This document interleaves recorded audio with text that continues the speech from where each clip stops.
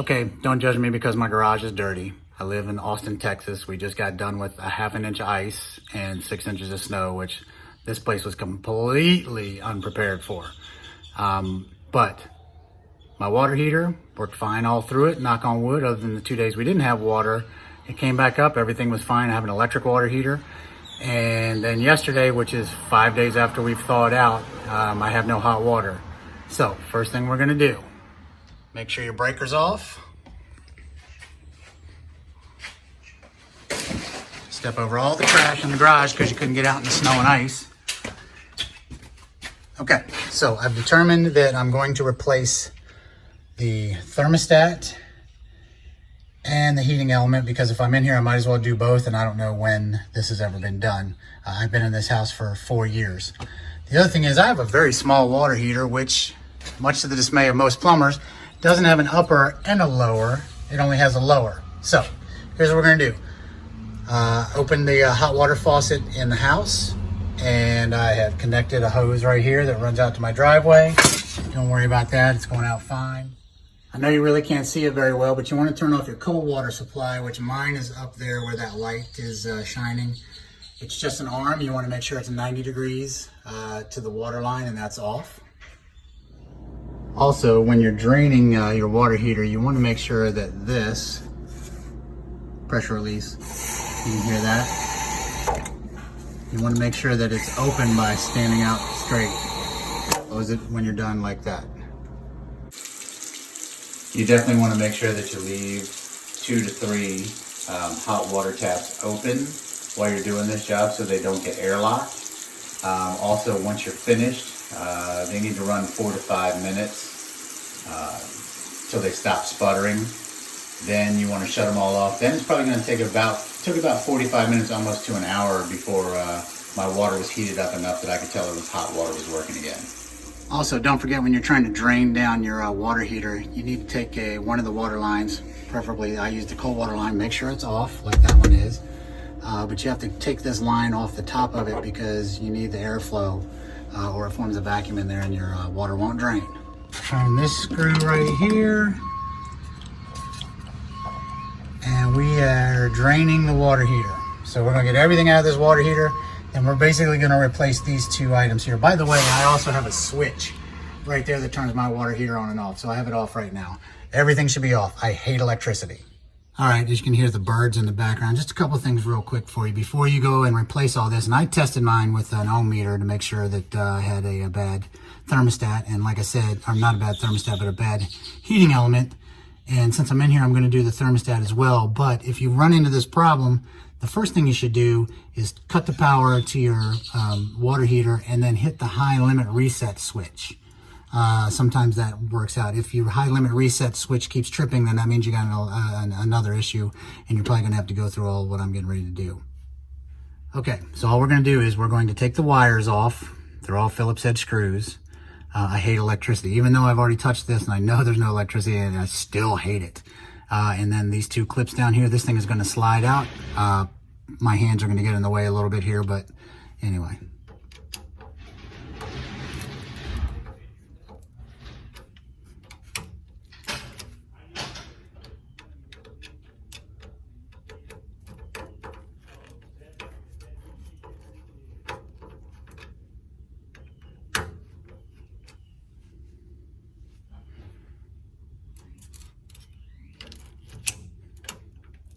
We got to remember, this one's going back on in that spot.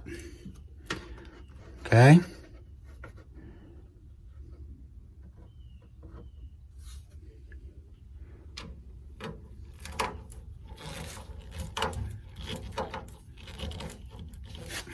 Of course, this one doesn't want to come out. Why would it?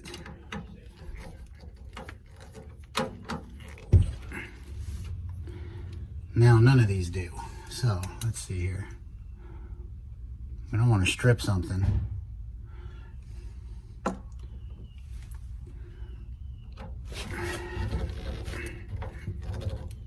There we go. I mean, it's the old one, but still.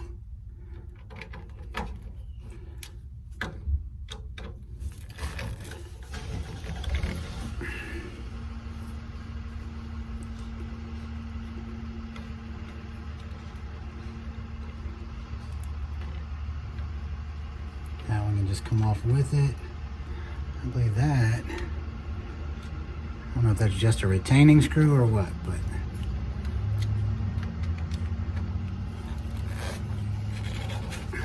there we go.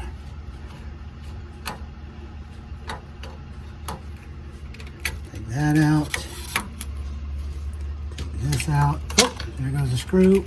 We're okay there. Okay, whoop, hit the camera too. Watch out. Don's on the loose here. Take these, bend down, like so. Push down on these tabs and lift up on this. There we go. There we go. And it comes out. Bingo. Alrighty. Okay, so I got my new thermostat here, and if you'll notice when you get your new thermostat switch and the old one you take out, these are numbered 1, 2, 3, and 4. So what you have to do is if you have wires, just remember which wires go to 1, 2, 3, and 4. So even if this looks a little different, the numbers should still match up the same.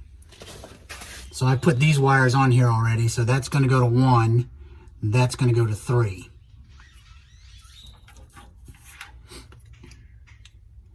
See if I can get this bad boy in here. There's the clips. I think we should just be able to push it down somehow. There's one. There's one. There's two. Okay, now we're in there. So now we're going to go 1 and 3, and then we're going to go this one back to here and this one back to here. Hopefully, I think that's the way they came off. I'm joking. That's the way they came off.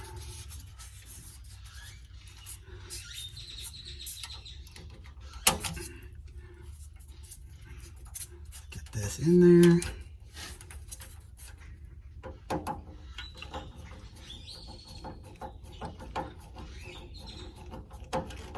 Get them good and tight. Don't strip them. There's one. These wires are super rigid too. I don't know what gauge these things are, but they're definitely not made to break, that's for sure. Make sure you get in there good and snug. It's not going to move around when you push the cover back on. Hope you can see that. Yeah, my hands are in the way, but there's that one. Not going to pull out, not going to pull out. Okay, we're back. So as a kid, there was this tool that was always in my dad's toolbox, and I could never figure out what it was for. It's this, and it's to take this damn thing off because you can't find anything else to fit it. It's 1.5 inches. So let's see what we can do here. And there it goes, just like that. All right, back at it.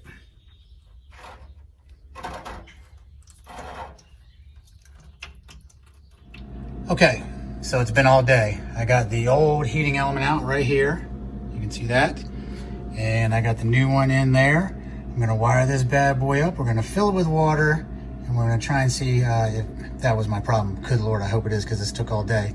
The biggest problem being trying to drain it here. There is so much silt or soot or garbage floating in the water. You can see some of it there, that it actually clogged this drain up. So I actually pulled this and used a shop vac around it to keep the water from bursting out everywhere. And you gotta imagine I had to do it a couple of times because it's a 50-gallon water capacity. So let me put the wires back on. Okay, so just a couple more things. This is the old thermostat that came out, and I wanted to point out this dial right here, which is the temperature dial. And you can see where it says very hot, not hot. New ones that you get actually have, well, at least the one I got, has actual temperature in degrees. Don't set it any higher than 125. That's what's recommended. You definitely want to make sure that you understand when you put a new thermostat in and a new heating element that they're going to operate obviously better than the old ones, which means they're going to get hotter. So don't just crank on your hot water and jump in there not testing it first, because you're going to scald yourself. My shower upstairs is, well, my thermostat set at 125, and my shower upstairs is super hot, so that works well now. Okay, so after fighting with that water heater basically all day yesterday to get it drained because of the junk that was in the bottom of it. By the way, pro tip, You're supposed to drain your water heater once a year to try and get all that junk out of it. Helps keep it from rusting from the inside. I now have hot water. If you enjoyed this video, if it helped you at all, please give me a subscription and let's slap a like on it.